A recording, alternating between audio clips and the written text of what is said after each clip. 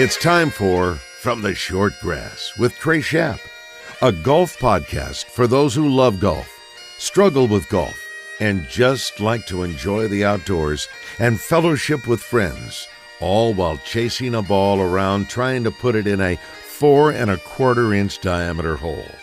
From the Short Grass is brought to you by Stevens Incorporated, an independent financial services firm with the freedom to focus on what matters most. Blackman Auctions. For over 80 years, better auctions have always been Blackman Auctions. Beechwood Pinnacle Hotels. We partner with you to deliver high-yield results by managing, developing, and investing in top-quality hospitality assets. And now, from the Short Grass, here is your host, Trey. Welcome to another edition of From the Short Grass. I am your host, Trey. Coming up in this edition, I sit down with Tyler Wilson, the former Arkansas quarterback. In his high school career, in basically 2 seasons, he threw for 8,226 yards. He did play as a sophomore in Greenwood, completed 7 passes for 65 total yards, and then after that, his junior year, threw for 4,222 yards, and his senior year, 3,939 yards. Now at Arkansas, he threw for 7,765 yards. Tyler Wilson loves to play the game of golf too, and you're going to hear all about it coming up in this episode. As we move through the holiday season, we have a lot to be thankful for, and one thing that I'm thankful for is the listeners to this podcast. I get a lot of reaction from it when I'm out in the community and on the golf course as well, and I appreciate you listening in each and every week, and I hope that I am bringing guests that you will enjoy to hear. So thank you, the listener, for listening to From the Short Grass. I also want to thank our sponsors, Blackman Auctions, Stevens Inc., and Beechwood Pinnacle Hotel Group. Beechwood Pinnacle Hotel Group, Matthew Allen, Blair Allen, they know how to manage hotel properties. If you're needing an overnight place to stay, go to their website, bphotels.com, find that place, one of the properties that they manage, and book it. You'll be glad you did. We're back with Tyler Wilson after this. Stay with us. This is Thomas Blackman of Blackman Auctions. You all know by now I'm not a good golfer, but my son loves the game and he and I have been playing more. I've got my score down to, I've quit playing a scramble on every hole. I'm using the bunker rake much less than I used to, and a lot of the time I hit my drives past the women's tee box. All of my success in golf can directly be tied to me listening to From the Short Grass. Without it, I would not be the golfer I am today. Trey, you owe me $20 for that. Trey knows golf, I know auctions. Come see us at BlackmanAuctions.com. Since 1938, better auctions are Blackman Auctions. Strength is measured not by the number of accounts. Strength is placing value on relationships. It's having the vision and the guts to invest in growth. It's the commitment to responsibly manage your money. At Stevens, we believe that our strengths build success, not only for us, but for our clients. Stevens, member NYSE, SIPC. Traveling to Fayetteville to watch a game? Forgot to book a room for the night? Beechwood Pinnacle Hotel Group has you covered. Stay where the fans stay. Staybridge Suites is just south of Baum-Walker Stadium and is an all-suite hotel within walking distance of Baum-Walker, Bud Walton, and Razorback Stadium. Or you could stay at the Comfort Inn and Suites with newly remodeled rooms throughout the entire property. Find them on the web at bphotels.com. Beechwood Pinnacle Hotels. Welcome back to this edition of From the Short Grass. I am your host, Trey. Tyler Wilson grew up in Greenwood, Arkansas, was a Bulldog, played high school football there in Greenwood, and became an Arkansas Razorback on a full scholarship. He was a quarterback for the Arkansas Razorbacks, helping them to successful seasons under head coach Bobby Petrino, and did have the 1 year under John L. Smith. We're not going to mention much about that. He loves the game of golf. He played in the NFL, drafted by the Oakland Raiders, and then played for the Tennessee Titans and the Cincinnati Bengals.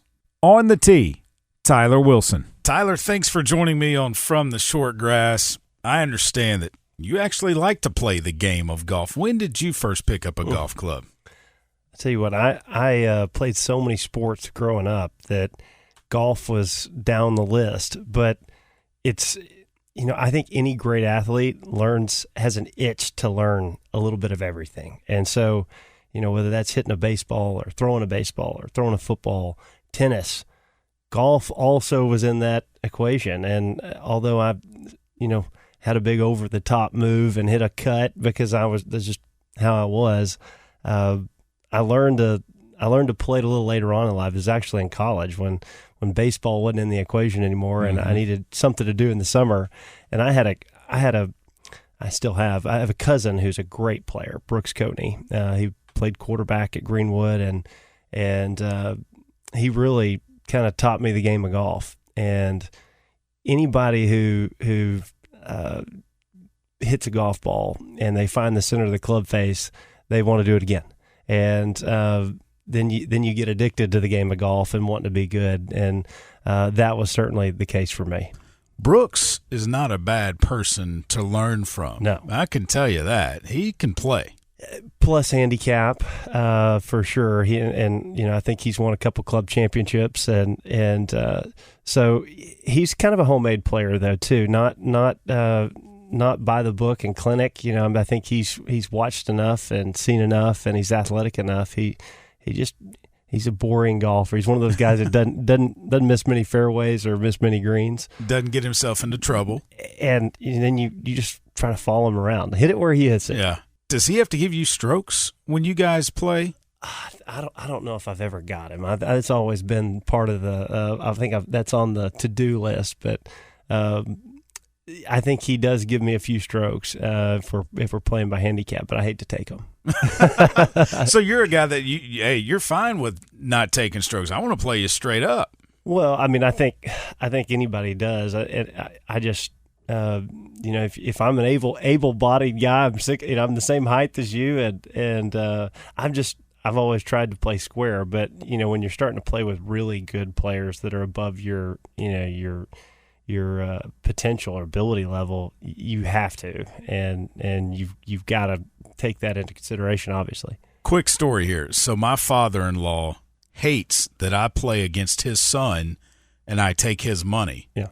But I have to give him like 17, 15, whatever number of strokes based on his handicap. And my father-in-law also can't understand that part of it. Yeah. Why do you have to give him like 13 shots? I don't give you 13 points when you start a basketball game. I never want to, you don't go into the clubhouse afterwards and have a cocktail or whatever and say, well, I got you today when they give you 10 strokes. It's like what brag is that? Oh, my brother-in-law right? does. What brag is that? No, my brother-in-law does because he just did it last weekend. He went into the clubhouse immediately and said, you're not going to believe the shot he hit on 17, but he had to give me 17 shots, but I got him by one. I've never been able to subscribe to that that mentality, but I'll appreciate a stroke given here or there. What sports did you play growing up? Obviously, we know football and baseball. Yeah, my mother taught tennis lessons and played tennis in college, and my grandmother played tennis. And so I was one of those kids that I played everything. My dad, probably drove me to play, the big three, football, baseball, and basketball. My dad was a basketball player. And didn't have much golf experience, didn't grow up at the country club, but I naturally inherited the eye-hand coordination and some of the general skills in tennis with my mom teaching tennis lessons. And so the tennis court was a part of the equation as much as baseball, basketball, or football was. And Dad being a big basketball guy, but, I think even he would say, Tyler, I know you're not going to be 6'8", 6'9". He's a big guy. He's 6'6", but you're likely going to be 6'2", 6'3". So I'm going to direct you in an area where I think you can excel, and that was for me baseball and football. But as any athlete does, at some point they know that the shelf life that life will end, and there will be a new era of competition, and oftentimes that's golf or tennis. And so I also knew that was a big avenue in business. How do you build relationships? How do you connect with people? How do you socialize and stay competitive while you're doing it? And for me, that was golf, like it is many people. And so I'd say since probably 18, 19, 20 years old, to the university. I was there at the Links at Fayetteville. If you know where that is. I know where that is. A Lindsay course. Yeah. It's not a big track, so you didn't pull out the driver. Right. But you learn how to shape the ball. You learn how to hit the ball right to left. You learn how to hit a draw. Worked on your short game a lot. And you learn how to get up and down and score. And so do I have the best looking swing? Heck no. Do I do a lot of things wrong? Yes. But can I go out and socially play with anybody on the planet? I feel like I can. You talk about, Tyler, the fact that it can help you in business. And I think that when you are with someone for 4 hours, 4.5, maybe even 5 hours, and I know 5 hours is a long time on a golf course, but you learn so much about a person on a golf course, don't you? I think so. You learn attention to detail, how they think, the things they do or say, how they handle adversity. Golf is adversity. Like, I mean, if you can't handle yourself after a bad shot, or you want to throw clubs. Now, I'm not saying I'm a saint by any stretch of the imagination. I've had really good friends, also a buddy of mine, Jake Beckett, who we've had some wars in college, and several other guys I played in the NFL with that were pretty good players. And I mean, wouldn't say there were clubs being thrown, but they were nearly being thrown, and so it's fun. I think there's a camaraderie to it, but also you learn. I think who do I want to be like? Who do I want to hang around? And half a business, honestly, there's some skill and who brings adds value to your business or whatever. But honestly, businesses, who do I want to hang around for 4 or 5 hours? And if I can handle you in a golf cart, I likely can handle you in a business setting too. Who are some of those guys at Arkansas that you would play with after Brooks was able to kind of teach you the ropes of the game? Yeah, it was really a bunch of football coaches. I remember one time after it was spring practice, and Wonga Demooney, who was our academic coordinator, and Garrick McGee, our quarterback coach, I'd meet them out at the Links of Fayetteville or Stonebridge Meadows golf course, and we'd play. And this is when I was trying to be the starting quarterback, and I thought I had the kind of the nod to be the starter my junior year, and I'm playing with Garrick. He said, "You picked the wrong sport." And I'm going, if this is coming from my position coach, maybe that's not a good thing for a position coach to say to a guy that's going to be your starting quarterback. You picked the wrong sport, right? So I said, well, I better work a little harder on this football game. But yeah, I'd play with coaches and players, and I think unfortunately the football. I don't know if it's just football players in general typically play less golf than, let's call it, the baseball crowd or the hockey crowd. Hockey players are play a lot of really golf. Good. They come from the inside. They've got that slap shot in them. Yeah, they can hit it a long way. So I think as I matured beyond college, I found other professional athletes that were kind of in the same circle that I'd play with. You talk about coaches, and I know Coach Bobby Petrino loves to play the game of golf. Yeah.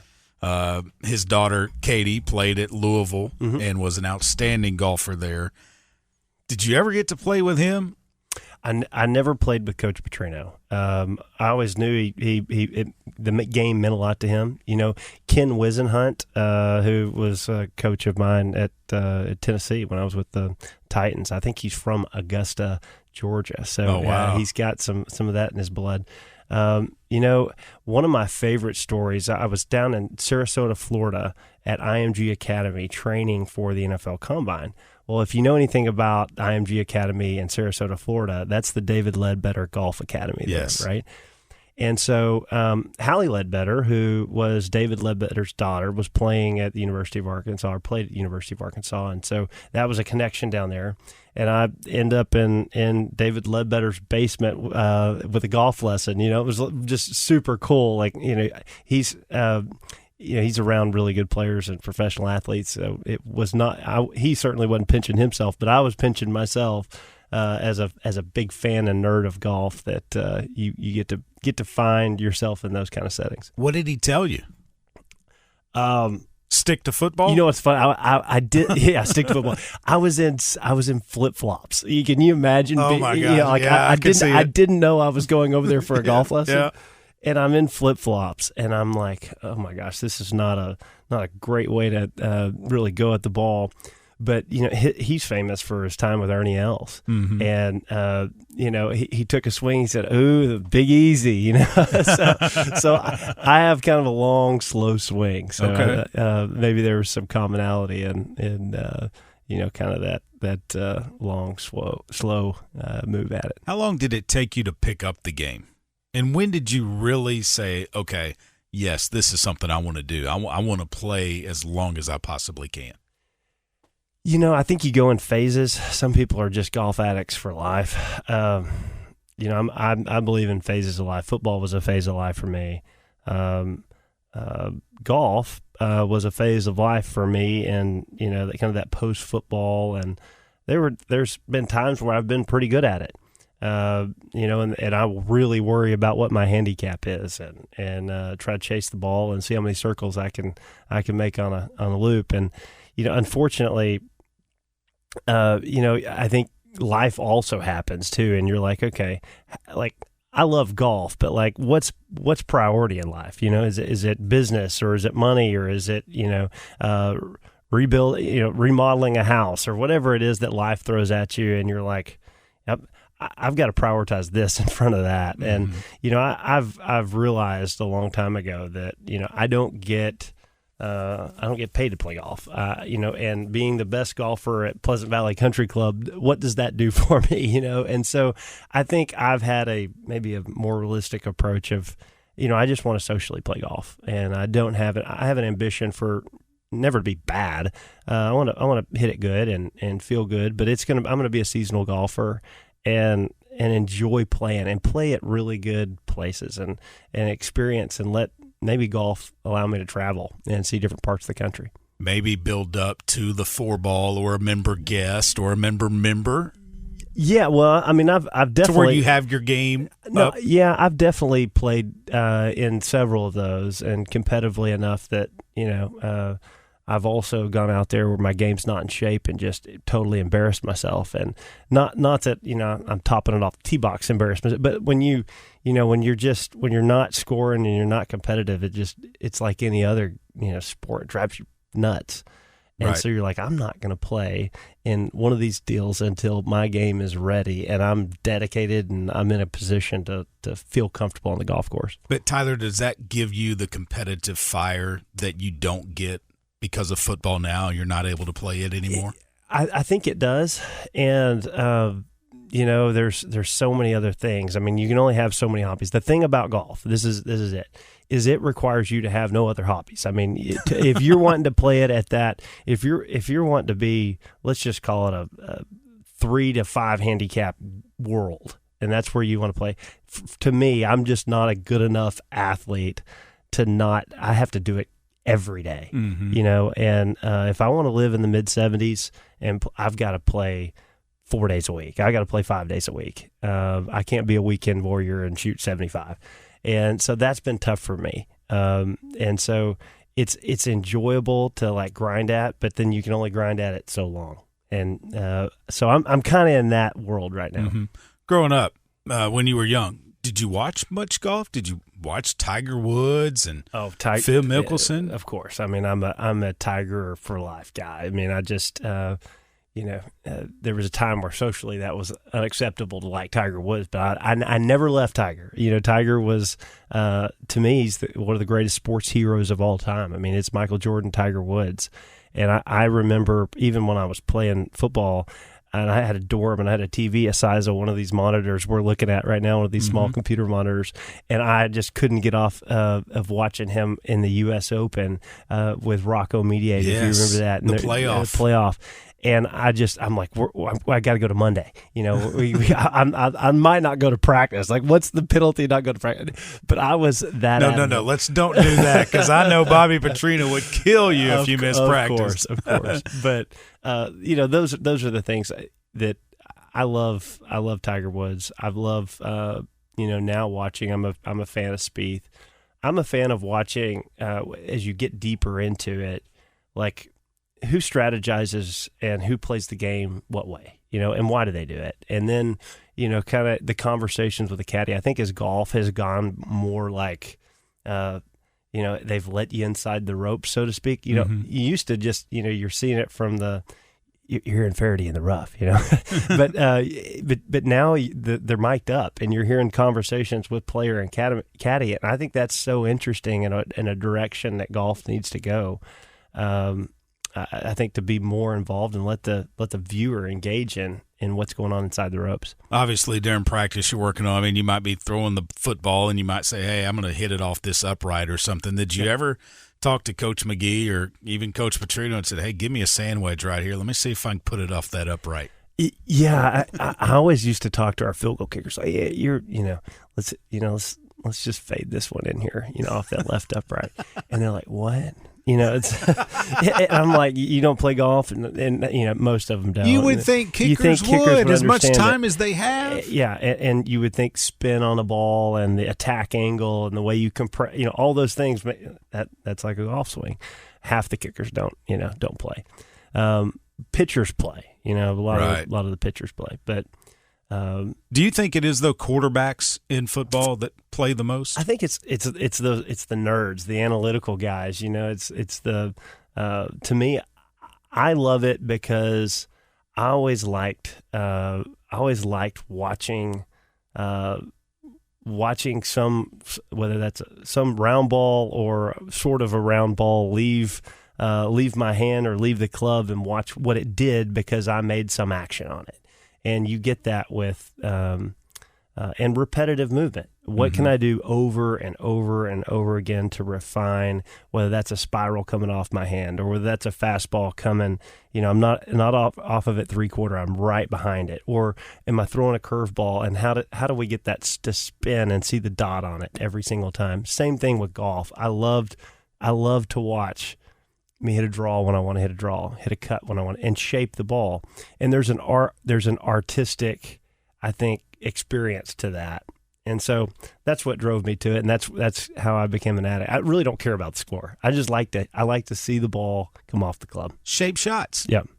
You're a member of Pleasant Valley? I am. You like playing out there? I do. They're going through a massive renovation right now. So I think they called me like 20 times and I didn't answer because I didn't know what number it was coming from, and they're like, "Get your clubs out of the pro shop because we're about to demo your clubs with this, with the building." And thankfully, I found them maybe the day before construction started. Well, that's good. Yeah. So I still have golf clubs. It's going to be nice. It's going to be nice having a PGA Tour Champions event there too next fall. Yeah, I mean, the downside is you lose your club for a month, but the upside is you play at a place hosting the Champions Tour. That's pretty neat. Favorite golf course or best golf course that Tyler Wilson has ever played? I mean, if you're an Arkansas guy, the top two courses, in my opinion, in Arkansas are Blessings and the Alotian Club. Two fantastic courses. And, you find that sometimes the better courses, two totally different golf courses, by the way, right? If we're talking Arkansas golf, one, you can't miss the fairway. The other one, you can't find the fairway. Fazio design versus, I think there's been a couple of different architects up there. And Mr. Tyson's had it changed up quite a couple times. But, my favorite to date, I lived when I was drafted by the Raiders in the Bay Area. Great golf in California in general, but just Northern California, really good golf. Our training camp was in wine country, so Napa. So there's Northern California, I think, has got some of the most beautiful topography. It's the weather, the climate's just conducive to really good golf. So Olympic Club, TPC Harding Park. Yes. Amazing course. San Francisco Golf Club or Golf Club of San Francisco. Half Moon Bay is another great course out there. And then I did sneak down to 17 Mile Drive and I was wondering, play Pebble, which was fantastic. So have you gotten Cypress Point in yet? That's beyond my cool kids club. I'm just not quite there yet. I know that's the that's for the real cool kids. So maybe in a couple years. Maybe one day. Fantasy foursome, Tyler, you and three others that you would like to play a round of golf with, living or deceased. My goodness. That's interesting.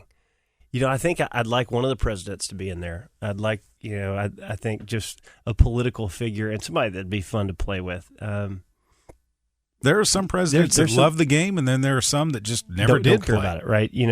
Trump obviously owns more golf courses than any other president that's ever Eisenhower played. Yep, which the Eisenhower tree at Augusta. Bush played, Clinton played. So I think you take your pick. Let's just pick one of the favorable presidents that play golf, right? And then I think there'd be a celebrity figure, like Timberlake's a pretty good player, but I think let's go beyond that. Like Clint Eastwood used to play out there. Clint Eastwood's got a bar, I think, there at 17 Mile Drive called Hog's Breath or something. So at Eastwood, he's like the all-American guy, him or Robert Redford. So a celebrity, and then I don't know, probably an athlete. I think probably Michael Jordan's one heck of a one to toss up. Tiger'd be in there too. Jordan's got his own course, the Grove down in Florida.